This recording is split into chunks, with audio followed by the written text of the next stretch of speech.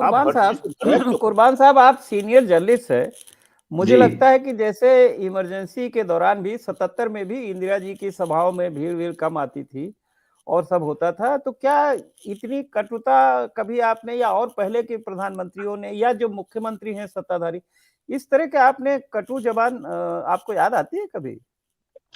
नहीं, इतनी तो नहीं कभी रही, लेकिन रामदत्त जी, ये जो पूरा इशू है ना और जिस पे हम चर्चा कर रहे हैं, इसको हम थोड़ा गंभीरता से अगर बात करें और हल्के में ना लें, जी, जी। तो अमित शाह के शब्दों को अगर मैं इस्तेमाल करूं तो इसके पीछे की क्रोनोलॉजी को आप समझने की कोशिश कीजिए। जी। प्रधानमंत्री जब हरदोई में बोल रहे थे, तो उन्होंने कहा कि मैं इंतजार कर रहा था कि अहमदाबाद के ये बम ब्लास्ट का जजमेंट आ जाए, तो फिर मैं इसके बारे में बोलूं। ओह! और ये मेरे शब्द नहीं है, आप हाँ, हाँ, प्रधानमंत्री वो के तो भाषण को सुनिए। और हाँ। ये कुछ उसी तरह का मुझे लगता है कि जैसा आपको याद होगा 1 फरवरी 86 को जब बाबरी मस्जिद का ताला खुला था, तो उस जमाने में इलेक्ट्रॉनिक मीडिया तो होता नहीं था, सिर्फ दूरदर्शन था और उसकी टीम 3 दिन एडवांस में पहले फैजाबाद पहुंच गई थी और वो दिखा दिया गया पूरे देश को कि कांग्रेस पार्टी ने राम जन्मभूमि लिबरेट करा दी।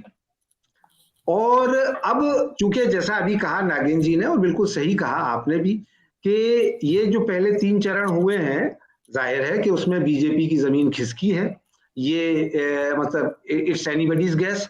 हर आदमी ये महसूस कर रहा है कि हाँ भाई, जो पिछली बार 58 में से 53 सीट जीते थे पहले चरण में, तो उसकी आधी भी नहीं जीत पा रहे हैं। तो अगर, लेकिन इसके बावजूद मैं बीजेपी को किसी भी हालत में कमजोर नहीं मानता और उसकी वजह यह है कि अगर 2014 से अब तक आप बीजेपी का परफॉर्मेंस देखें स्टेट्स में, तो ऑल टाइम लो छत्तीसगढ़ में था, 8.5% वो कम हुए।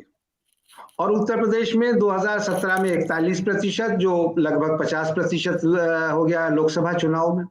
तो उसमें अगर लोकसभा चुनाव की भी बात ना करें, विधानसभा की ही हम बात करें, 41 से अगर वो 14-15% कम होते हैं, तब वो सरकार खोने की स्थिति में आएंगे। तो नहीं इसलिए जो कुर्बान साहब, जी अगर हम आपका आर्गुमेंट मान लें कि बीजेपी कमजोर नहीं है और जी ये भी मान लें कि चलिए वो सरकार बना लेंगे, तो जी भी क्या उनकी ये भाषा, ये बोली इसको हम जायज ठहरा सकते हैं क्या? रामदत्त जी, आप उनसे क्या उम्मीद करते हैं? उन्होंने अभी तक कोई मुरव्वत बरती है? उर्दू का एक शेर है कि हमने की है उनसे वफा की उम्मीद जो नहीं जानते कि वफा क्या है।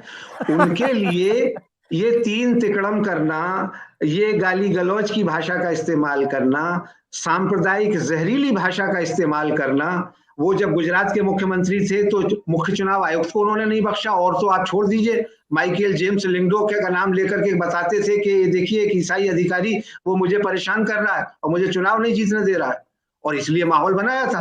तो अभी मान्यवर 4 चरण और बाकी हैं और ऐसा मत समझिए कि इनसे कोई मुरव्वत की उम्मीद की जाए, क्योंकि आपने ही कहा कि अगर विकास के नाम पर ये चुनाव जीत रहे होते तो ये सब करने की जरूरत नहीं थी।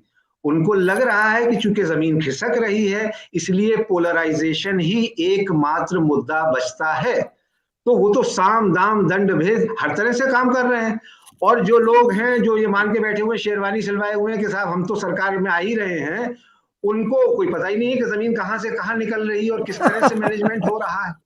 वो तो ये मान के मैंने चल रहे हैं कि हमारी तो 250 से ऊपर सीटें आ रही हैं और हमारी सरकार बनने जा रही। जी, तो आप बीजेपी के माइक्रो मैनेजमेंट की तरफ इशारा कर रहे हैं। हम आएंगे उस टॉपिक पे, हम सेकंड राउंड में आएंगे, अभी एक राउंड सबसे लेने। मैं सोचता जी हूं कि पहले भवेश जी, आपने प्रधानमंत्री के हरदोई के भाषण को कई राउंड में सुना है, आपने उसको कल यूट्यूब पे चलाया भी दर्शकों के लिए। थोड़ा एक बार थोड़ा सा संक्षेप में बता देंगे कि कहा क्या, और आपको भी क्या उसमें कुछ लगता है, असहज लगता है कि कोई एबनॉर्मल चीज लगती है? देखिए, उत्तर प्रदेश में जब चुनाव हो रहे हैं तो समाजवादी पार्टी का एक नारा है, नई हवा है नई सपा है। तो भाजपा भी पीछे नहीं रहने वाली है। भाजपा भी राजनीति का एक नया रंग दिखाती है हर बार, और हर बार कुछ लो हो जाता है। तो ये राजनीति लो, सही कह रहे हैं कुरबान अली साहब कि अगर ये तो तीसरा दौर था जिसमें जिस तरीके से दिखाई दिया कि 3 दौर में भाजपा पिछड़ती पिछड़ती पिछड़ती और 3 बार पिछड़ गई, तो चौथे पांचवें छठे सातवें में क्या होगा, ये डिटोरिएशन पार्टी का दिखा। तो मैं तो देखता हूं कि सिर्फ शब्दों पर नहीं जाना चाहिए। हालांकि प्रधानमंत्री ने इस पूरे मामले में करीब, मैं देख रहा था, वीडियो देख रहा था, तो 15 मिनट समय दिया पूरा। अगर देखा जाए तो 15-16 मिनट इस पर बोला। और पहले जो बातें की उसमें नमक भी था, उसमें बाकी चीजें भी थी। और उसके बाद जब आतंकवाद पर आए तो उन्होंने जो जो कहा वो 15 मिनट में उस कहानी को खींचा। पहले तो कहा, बिल्कुल जैसे लगता है कि फिल्म की स्क्रिप्ट हो, कि मैं खून सने उस मिट्टी को उठाया और सौगंध ली कि मैं आतंकवाद का जड़ से मिटा दूंगा। इस तरह के डायलॉग लिखे हुए थे। तो पता नहीं कौन प्रधानमंत्री का भाषण लिख रहा है और किसका लिखा हुआ भाषण प्रधानमंत्री पढ़ रहे हैं। तो बिल्कुल ड्रामेटिक था। और मतलब आप कह सकते हैं कि एक तो, और ये एक तो भाषण तो सुन लीजिएगा, हमारे चैनल पे है वो, मैंने 15 मिनट खास तौर पर रखा है उसको। लेकिन उसके अलावा प्रधानमंत्री के, मैं बॉडी लैंग्वेज में, जैसे प्रधानमंत्री कपड़ों से लोगों को पहचानते हैं, वैसे अगर उनकी बॉडी लैंग्वेज देखिए तो मैं देख रहा था कि वो उत्साह और जो एक चेहरे पर ग्लेज होता है वो ग्लेज नहीं था कल, वो हरदोई ग्लो वाले नहीं, में। पर ग्लो नहीं हाँ, था। ग्लो गायब था। उनका जो स्क्रिप्ट लिखा हुआ था, स्क्रिप्ट हो सकता है पढ़ रहे कल थे, उनका, लेकिन हो सकता ग्लो है गायब था। हो सकता है कल उनका मेकअप मैन छुट्टी पे रहा हो, जो सब लगाते हैं नहीं, वो मेकअप था, लेकिन जो एक, देखिए, क्या मेकअप कैसा भी हो, एक अंदर से जो ग्लो आता है वो ग्लो गायब है। और बीजेपी के बहुत सारे नेताओं का आप आने वाले समय में देखेंगे, ये ग्लो धीरे धीरे आपका डूम होता हुआ चला जाएगा। क्योंकि अब फोन आने लगे हैं, जो विश्लेषण कर रहे हैं ना ये हम लोग, कि भाजपा पिछड़ रही है।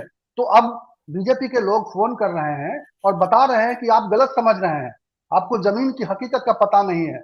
तो इस तरह से आप, राजीव तिवारी भी सिर हिला रहे, लगता है इनके पास भी फोन आया होगा इस तरह का।